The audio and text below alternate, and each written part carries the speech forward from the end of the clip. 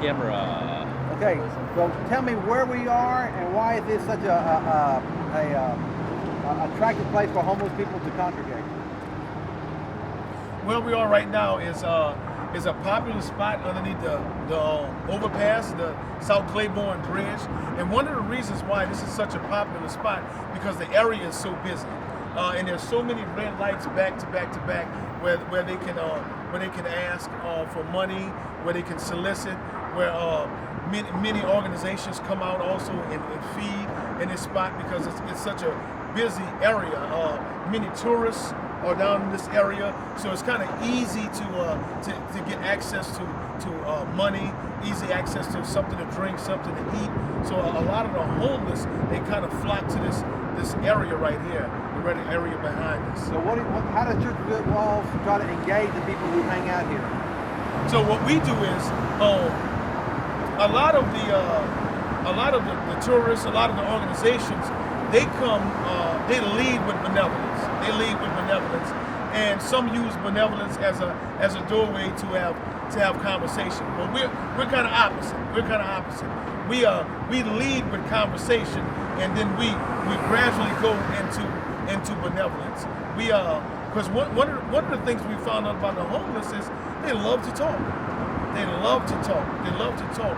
One of the things we've heard from several homeless people is, I love to talk to people who are not in the same situation as I am, and we sit and we engage in conversation with them, and we always try to lead into giving a gospel presentation. But a gospel presentation doesn't always take place all the time. Sometimes we just come out and have general conversations and love on them and ask, hey. Do you mind? Do you want to come and spend a day with us? And we'll go out to eat.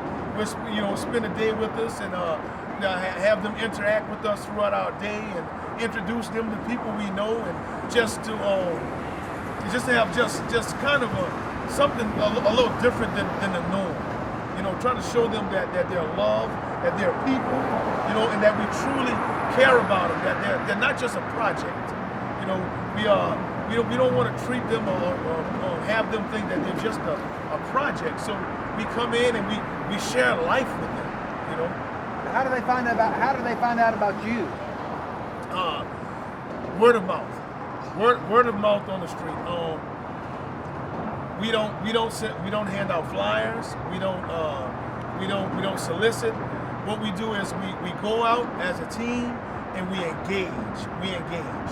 And what we find is that through our engagements and through a lot of the help that we do give them, the word of mouth, it passes out. It passes from one person to the other, and that's been an effective tool we've seen in our ministry. Just love like Christ loves, and the word gets out. Okay, good. It's very good. I'd like to get a little B-roll. Okay. We need to get some B-roll here, I feel like. Do you want another lens. you just want to get him interacting with some of the folks over there? Absolutely. I can just roll with this. Keep the mic. Are we going to keep the mic on? Oh no. Okay. Let's keep it on. Leave it on. Yeah. Okay. Leave it on. I'm sorry. Good conversation. This is 135. I'm sorry. Copy that.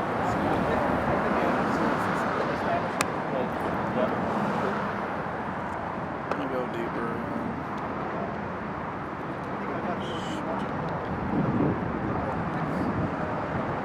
You have a little bit of slack. Yes. No, you're good. I'm gonna pull here. There we go. Now we got it. The difference here is this story is going to be probably, and I'm just trying to think without the top of my head, probably 80% or more. She's talking about Church Without Walls, and then maybe 10 to 20% about Georgia Barnett. But Georgia Barnett's really with helping with the cross cultural church. Mm-hmm. But what we're going to do is a lot of times we'll do a story like this when this all happened because you're against the Georgia Barnett. We're flipping it. And we're going to do like a birth announcement like this, and then we're going to kind of go back, do a flashback. And that started here. You already gave us your testimony about just growing up and Mm-hmm. the tragic accident with your father and your brother, and you're at 18 you were going to do your own told your mom you're going to do your own thing. You got to get involved with selling drugs. We've got all that. And so now, but if we just want to talk about if you were trying to describe somebody or define church without walls, how would you do it? Okay, and but basically when he's ready, he's going to tell you. And We're just gonna drive around, and you're gonna kind of tell a little bit about it. We're gonna head to the wherever you want to take us underneath the bridge. yeah. We want to go underneath the bridge, and then we'll No. so this won't take real long, but we'll just kind of we'll get this here. We'll get out, get a couple shots underneath the bridge, a couple sound bites, and then we'll get some other B-roll. Then and we're done. Let's get a shot too of you like starting the car, stuff like that. Anytime. Yeah, anytime.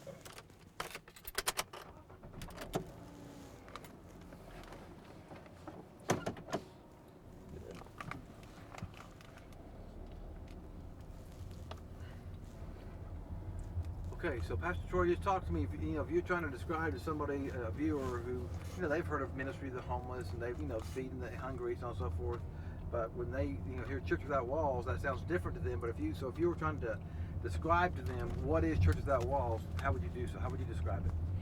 One of the things we say at Church Without Walls is that we are connecting the disconnected through Christ and His service.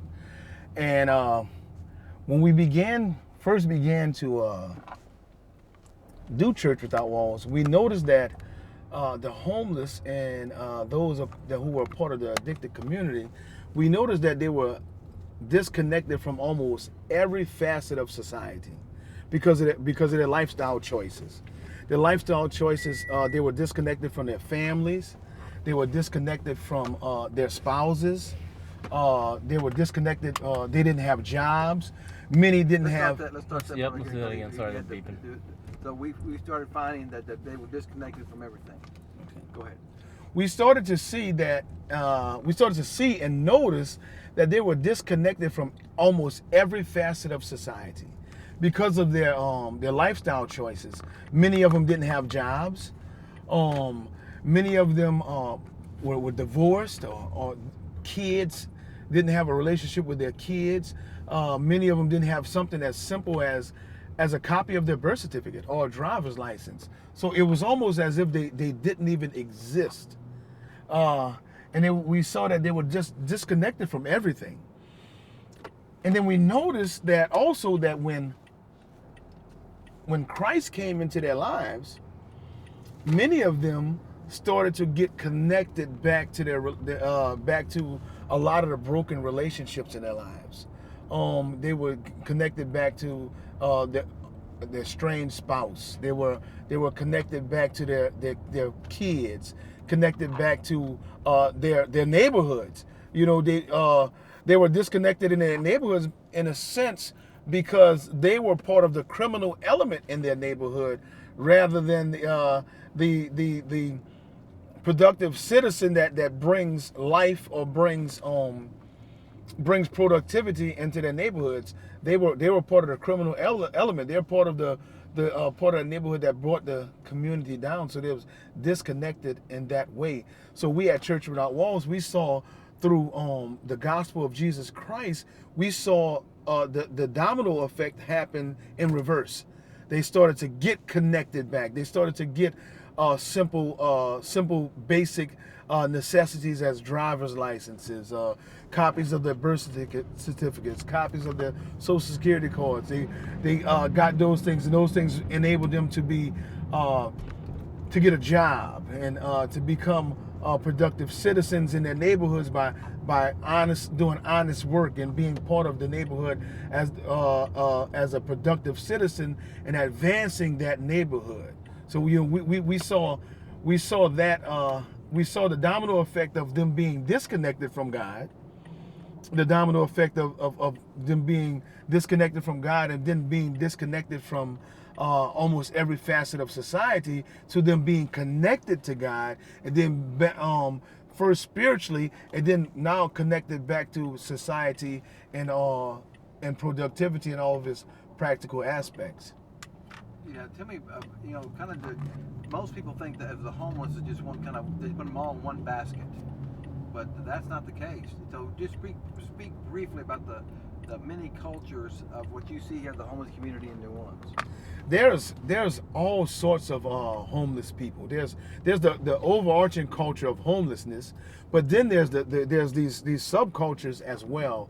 There's pockets of homeless, and they live in community, and they are actually a tight knit community, and they don't allow others to come into their community unless you follow the rules of their community. They have written and unwritten words and aspects of their community. You see pockets of the homeless, those who fly signs, and flying signs is those who stand by the red lights and have signs and ask people to give them money. And then you have a community that don't fly signs, and they feel that they have too much pride or self-esteem. You would think that's crazy coming from a homeless person, but they take pride in, I don't fly signs. If I go out to make money, I'm going to go to work. I'm going to go to someone and ask them for work, and that's how I'm going to get my money. I'm not going to stand at a red light. There's also just the facets of homeless people that don't do drugs. They drink alcohol, and that facet of homeless of the homeless in that community, they don't allow the drugs, or those who are addicted to various drugs into their community so much because of kind of the violence and a lot of things that the drugs bring. And you see just pockets, subcultures of you have the millennial homeless. You have the we've run into a lot of pockets of homeless people who have the kind of the 1970s hippie movement mentality, and we sit and talk to them, and they have this mentality that they're detaching themselves from society, and detaching themselves from anything any structural form of society, and they're happy homeless. They believe that holding down jobs and being part of this world, being part of this what they call the world structure, is to be oppressed, and to be, so they're actually happy homeless. And then you have the pocket of homeless people who are here, who are homeless because they've lost a job, or because they couldn't handle a life situation, and they turn to drugs and alcohol and has just given up. And those, I find that the pocket of homeless that have that type of mentality, the mentality that that life was just too unbearable to live. Those are the ones that if you can reach out to them with hope, they'll leave the streets in a heartbeat. And we've seen that. Brother Otis was one of those. He was that homeless guy that he couldn't really put life together, as he wanted it, so he just gave up, and he lost hope. So we see that, and we see homeless like Brother Philip. Brother Philip, hard-working guy, real hard-working guy. He just had a struggle with drugs and alcohol. He had a struggle with drugs and alcohol. But you put Philip on a job, he's going to advance. He's going to advance on that job. He's going to learn. He's going to show up on time. He's going to be one of your best workers. But then what begins to happen over a period of time, the addiction takes over. The addiction takes over, and then he loses that job, and he's back homeless. You have what I sometimes call them the vacation, the vacationers, the homeless people who are vacationers. They stay homeless for about 3-4 months, then find a job for about 6 months to a year, do real well on their job, and then the addiction takes over, and they lose that job, stay in their apartment until they get kicked out. Then they come on the streets for about 3 or 4 months. I call it the vacationers. They're on vacation for about 3 or 4 months, and then when they get sick and tired of it, they begin to job hunt, find a job because they're skillful, and like I said, do good for about another 6 months to a year, 2 years, and Start all over they again. just start all over again. So tell me, we'll do another lap or two, then we'll get out, find a place to park, and just Yeah, we'll get again. we'll do another lap or two. Tell me, what are people, in your experience, what are people most surprised to learn about Church Without Walls? One of the most surprising things about Church Without Walls is how God has used it to get homeless men and women off of the streets and advance their lives in such a way that the homeless have now given back. I can tell you one particular story it's a beautiful story. We had a homeless guy, ex-homeless addict, drunk, began to work with Church Without Walls, started to work with Church Without Walls for a couple years, came into some money, started his own business, electrical business. And one of the first things he did with his money was donate a van to Church Without Walls. We were in such dire need of a van, of transportation, and he met that need. One of the first things he did, even before he purchased himself a van to do his electrical work, he purchased a van for Church Without Walls and gave back. And actually, the van that we drive around now, it's a van that was donated to a guy who was once a homeless drunk and a homeless crack addict. Oh, that's cool.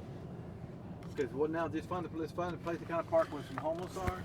We'll get out and do a quick sound bite, and just a couple things here about that this is where why this is a popular place for the homeless here, where we are, why this is a popular place for the homeless, how Church Without Walls tries to let people know that these people know that we're available for them, and so we'll kind of talk about that for about 3 or 4 minutes, and we'll get some other shots of what they call B-roll, just some general shots, and we'll be done. Okay.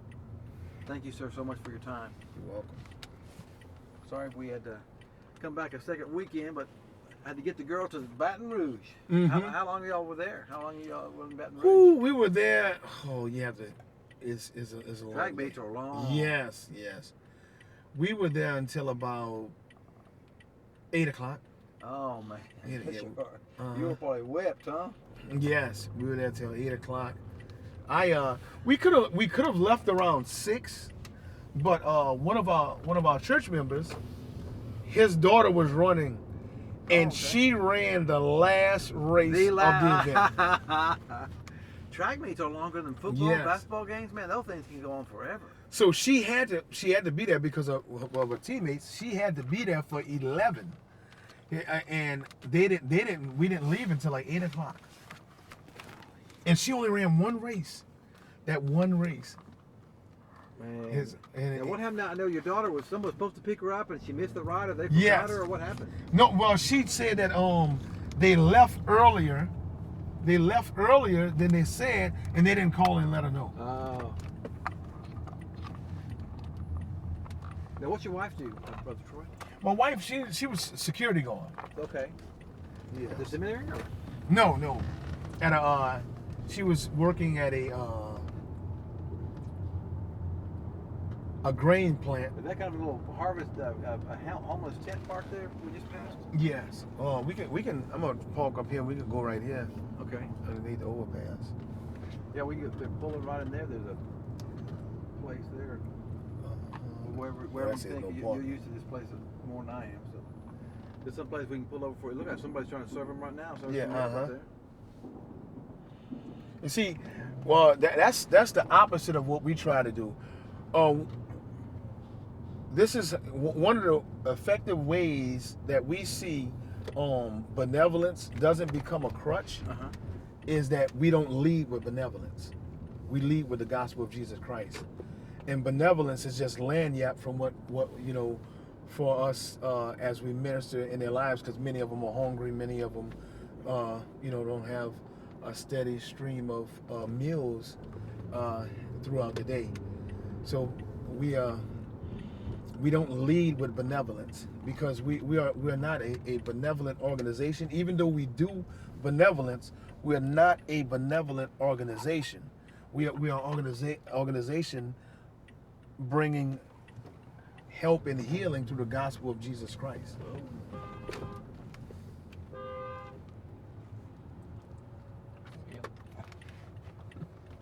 That's a good distinction there. Because you know, I think the church want to do benevolence because and it's not that you give somebody a cup of water in Jesus' name, Jesus honors that. But sometimes we feel good about it and we move on. But you really haven't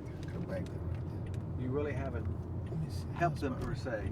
You know, you've just kind of met a very short term need. But maybe we could pull in right there in that little circle drive there on that building there. You just maybe pull off there and walk across the street maybe.